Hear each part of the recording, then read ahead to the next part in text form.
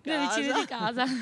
che hanno un senso civico. Elisabetta e Antonietta sono le prime vigilanti di quartiere, sentinelle che veglieranno su via Arno e via Tagliamento nel quartiere San Lorenzo di Albignasego. Appena hanno saputo del progetto di vigilanza di vicinato già presente nel comune di Mira nel Veneziano, hanno deciso di mettersi in gioco. Più che vigilanti siamo promotori del controllo del vicinato. Occhi attenti per captare persone o auto sospette per segnalare in maniera tempestiva il tutto alle forze dell'ordine.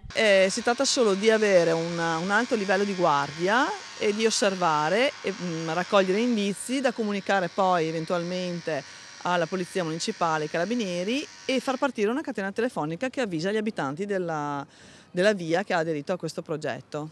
L'importante è che non si chiamino ronde, loro infatti non si muovono per strada, semplicemente si richiamano ai principi di buon vicinato. Non verranno fatte delle ronde fisicamente, ma semplicemente un osservare l'ambiente dove vivi. Le due amiche, accomunate dalla brutta esperienza, entrambe infatti hanno subito dei furti negli anni passati, hanno deciso di essere le prime ad Albignasego nella speranza che altri quartieri del comune facciano lo stesso. L'amministrazione ha sostenuto l'iniziativa garantendo un contributo per posizionare i cartelli con la scritta zona controllo del vicinato. Truffatori e ladri dunque sono avvisati: state lontani, perché all'occhio vigile di Elisabetta e Antonietta non sfugge nulla. Avvisare il proprio vicino di casa che sia assenti per una serata o anche per una settimana, per le ferie, insomma, è importante, in modo che se il vicino di casa sente qualcosa o vede qualcosa di strano, comunque è vigile.